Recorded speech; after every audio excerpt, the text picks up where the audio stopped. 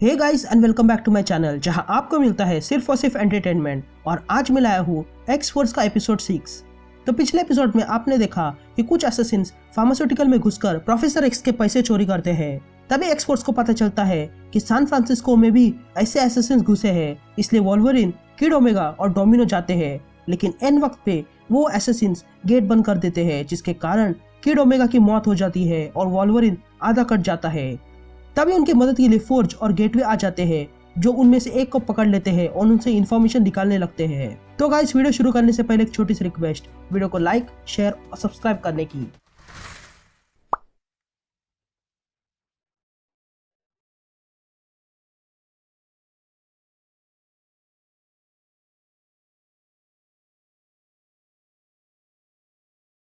तो कहानी की शुरुआत में हम वुल्वरिन, डोमिनो, किड ओमेगा और जिन को देखते हैं, जो जंगल से जा रहे थे। तभी वुल्वरिन को किसी की स्मेल आती है, इसलिए वो सबको वहीं रुकने के लिए कहता है। तभी हम देखते हैं कि उस जंगल में पेड़ जैसे दिखने वाले लोग थे जो उन्हें देख रहे थे, और अगले ही पल वो लोग इन म्यूटेंट्स पर हमला कर देते हैं। यहाँ सेज ये सब कुछ देख रही थी और इन लोगों की मदद कर रही थी, तो वही बिस्ट बाकी सब लोगों को कोऑर्डिनेट कर रहा था। तभी बिस्ट कहता है, मैं हूँ कंडक्टर। हाँ, मैं जानता हूँ कि कुछ लोग इस बात से सहमत नहीं है, लेकिन मैं इस टीम का माइंड हूँ और मैं इनकी हर एक मिशन को तय करता हूँ और ज़रूरत पड़ने पर हर एक कदम उठाता हूँ, क्योंकि मैं क्रकोआ के हर एक डेटा का इंचार्ज हूँ और मैं ही इन्फॉर्मेशन रखता हूँ। और अगर इनमें से कोई भी इन्फॉर्मेशन अगर म्यूटेंट जाति के लिए खतरा बनती है तो मैं उसे साफ कर देता हूँ, फिर चाहे उसके लिए रिश्वत देनी पड़े या फिर नकली सबूत बनाने पड़े या नकली रिपोर्ट बनानी पड़े या फिर याददाश्त मिटानी पड़े, चाहे जो भी करना पड़े मैं करूँगा। जैसे पिछले बार हेलीकॉप्टर क्रैश हुआ, जिसका मतलब उसके मोटर खराब हो गए थे, और लैब में आग लगी थी, जिसका मतलब वहाँ पर शॉर्ट सर्किट हुआ था, और ऐसे ही मैं अपने काम छुपाता हूँ। फिर कहानी एक दिन पीछे जाती है, जहाँ पर टेरा वर्डी नाम की जगह देखते हैं, जहाँ पर प्रोफेसर एक्स वहाँ के प्रेसिडेंट से मिलने आया था, जिसका नाम था मैनुअल कोकुम। तभी वो प्रेसिडेंट प्रोफेसर एक्स को वहाँ आने के लिए शुक्रिया करता है। दरअसल में प्रोफेसर एक्स वहाँ आया था क्योंकि इस देश ने क्रकोआ के साथ बिजनेस करने के लिए हाथ मिला लिया था। तभी वो प्रेसिडेंट कहता है कि यहाँ के बहुत से लोग सौदे से खफा है, जिस पर कसीडी कहता है कि इसलिए वो यहाँ आए हैं। तभी प्रोफेसर एक्स कसीडी से कहता है कि यहाँ सब कुछ ठीक है, जिस पर कसीडी कहता है कि जो कुछ पहले हुआ था वो वापस नहीं होने देगा, क्योंकि प्रोफेसर एक्स के बिना क्रकोआ कुछ भी नहीं है। तभी प्रेसिडेंट अनाउंसमेंट करने लगता है कि उसका देश अभी से क्रकोआ के साथ काम करेगा। लेकिन तभी वहाँ खड़े दो लोग अचानक से पेड़ जैसे बनने लगते हैं और कहते हैं कि ये म्यूटेंट्स यहाँ राज करेंगे। तभी कसीडी तुरंत प्रोफेसर एक्स को नीचे झुकने के लिए कहता है।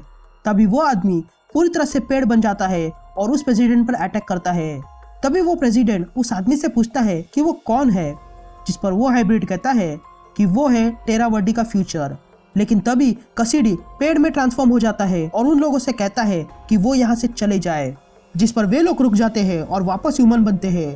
तभी कसीडी कहता है कि किसी को भी अगर प्रोफेसर एक्स तक पहुँचना है तो सबसे पहले उससे होकर जाना होगा। फिर हम क्रकोआ देखते हैं, जहाँ पर कसीडी ये सब कुछ बिस्ट को बता रहा था। तभी वो बताता है कि उसके बाद ये हाइब्रिड वहाँ से भाग गए। तभी सेज बिस्ट से कहती है कि अभी अभी प्रेसिडेंट कोकुम ने क्रकोआ के साथ डील करने के लिए मना किया है।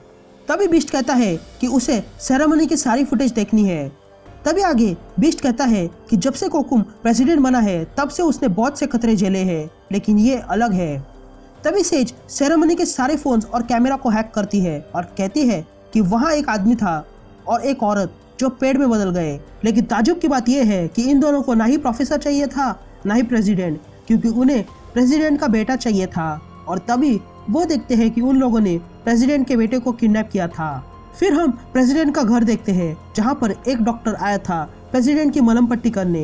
लेकिन तभी वहाँ पर बिस्ट आ जाता है और उस डॉक्टर को एक पंच मारकर बेहोश कर देता है।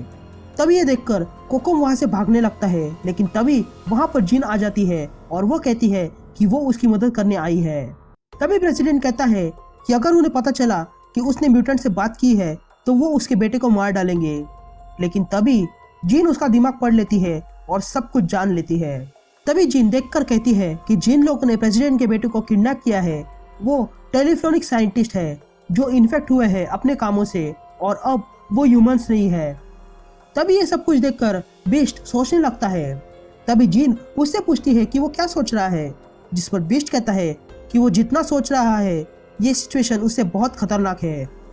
तभी बीस्ट कहता है कि वो जाके टीम को असेंबल करेगा और तब तक जीन यहाँ के सारे लोगों के दिमाग से ये निकाल देगी कि वे लोग यहाँ आए थे सिवाय प्रेसिडेंट के, क्योंकि जब ये सब कुछ खत्म हो जाएगा तब उसे पता चलेगा कि हम म्यूटेंट्स ने उस पर कितना एहसान किया है। फिर कहानी प्रेजेंट टाइम में आती है जहाँ पर हम क्रकोआ देखते हैं, जहाँ पर बीस्ट कहता है कि उसे डर लगता है कहीं ये टेलीफ्लोनिक क्रकोआ के लिए बहुत बड़ा खतरा न बन जाए।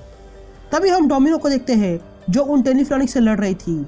तभी बीस्ट कहता है कि ये खतरा किसी ओमेगा सेंटिनल से कम नहीं है, लेकिन ये म्यूटेंट जाति को खत्म कर सकता है। तभी जीन बीस्ट से कहती है कि वो हमेशा अपने दुश्मनों से 5 कदम आगे ही रहता है। तभी बीस्ट जीन से पूछता है कि जो सेज ने कहा था क्या उसे याद है कि कोई भी सबूत पीछे मत छोड़ना, जिस पर जीन पूछती है कि ह्यूमंस को ना मारने का रूल का क्या हुआ, जिस पर बीस्ट कहता है कि वो बाद में देख लेगा क्योंकि ये ओमेगा सेंटिनल्स के लेवल के हैं। जिस पर जीन पूछती है कि क्या उसे इतना भरोसा है, जिस पर बीस्ट कहता है कि उसे यकीन है कि ये क्रीचर्स बहुत ही खतरनाक है। तभी जीन अपने पावर्स का इस्तेमाल कर उन हाइब्रिड्स को खत्म कर देती है। तभी वो देखती है कि एक पिरामिड के ऊपर प्रेसिडेंट के बेटे को रखा था। तभी सारे म्यूटेंट्स वहां आने लगते हैं। तभी जीन उसके पास आती है, लेकिन तभी वो भी एक पेड़ में बदल जाता है और कहता है कि उसे कहीं नहीं जाना है और यही उसका घर है। फिर कुछ वक्त बाद हम देखते हैं कि उसे पकड़ लिया गया था और बीस्ट उसकी जांच कर रहा था। तभी वो कहता है कि हेडविन यानी कि प्रेसिडेंट के बेटे ने ही ये प्लान किया था खुद को किडनैप करने का, ताकि वो अपने पिता को ये सौदा रोकने के लिए मजबूर कर सके। और उसे भरोसा था कि टेलीफ्लोनिक ही भविष्य है, इसलिए उसने खुद को इसे इन्फेक्ट किया और ऐसा करके उसे पता चला कि वो सिर्फ क्रकोआ के लिए एक अल्टरनेटिव नहीं बल्कि खुद एक हथियार है। और इसीलिए मुझे उनका लैब नष्ट करना पड़ा और सारे लोगों को मारना पड़ा जो इन्फेक्टेड थे। इसे मैं ठीक करके फिर से टेरावर्डी भेज दूंगा। मैं झूठ नहीं बोल रहा हूँ, पर मैं इस पर बहुत स्टडी कर चुका हूँ और ये लोग बहुत ही खतरनाक है। इस बच्चे ने अपने देश से गद्दारी की है और उसके पिता को ये बात बताने में कोई गलती नहीं है। तभी हम देखते हैं कि हेडविन को वापस घर भेज दिया गया था और उसके पिताजी को उसकी सच्चाई पता चल गई थी और अब उसने क्रकोआ से सौदा करने के लिए हाथ मिला लिया था। तभी हम देखते हैं कि हेडविन अचानक से पिघलने लगता है और लिक्विड जैसा बनकर खिड़की से बाहर निकल जाता है और बाहर जाते ही अलग स्पीशीज का बन जाता है। और इसी के साथ ये कहानी यही कंटिन्यू हो जाती है।